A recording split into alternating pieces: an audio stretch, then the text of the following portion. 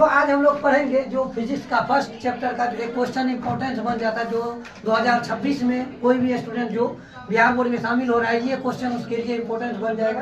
देखिए, आपको समतल दर्पण से क्वेश्चन लिया गया है। एक समतल दर्पण द्वारा उत्पन्न आवर्धन जो उत्पन्न होता है किसी दर्पण में, उसका जो है मान आपको कितना दिया, +1 है। तो इसका पूछेगा आपको क्या अर्थ है, अर्थ आप बताइए। तो याद रखिएगा, समतल दर्पण द्वारा उत्पन्न आवर्धन +1 है। इसका अर्थ है कि मान लीजिए कोई भी दर्पण का समतल दर्पण लिया गया, उसका आवर्धन क्या है, +1 है।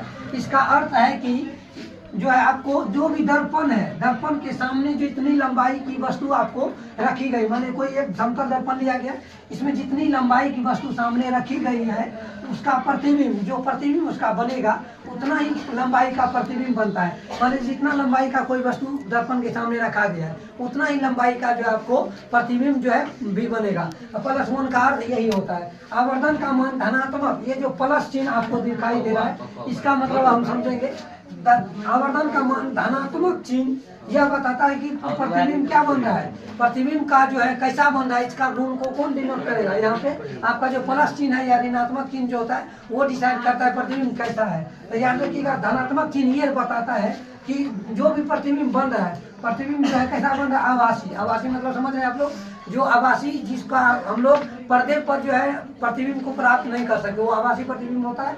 आभासी तथा सीधा होता है। मान लीजिए कोई भी दर्पण के सामने आप लोग रहिएगा तो वो क्या होता है, सीधा होता है, लेकिन पास प्रतिबिंब होता है। तो ये आपका दर्पण हो गया, इसके सामने जो वस्तु रखे हैं, ये जो आपको सीधा प्रतिबिंब बनाता है। और याद रखिएगा, सीधा बनाता है, लेकिन पास प्रतिबिंब बायां भाग दायां दिखाई देगा, दायां भाग बायां दिखाई देता है। ये था आपका फर्स्ट क्वेश्चन, जो फर्स्ट यूनिट का इंपॉर्टेंट क्वेश्चन बन जाता है बिहार बोर्ड 2026 के लिए। Thank you so much for this.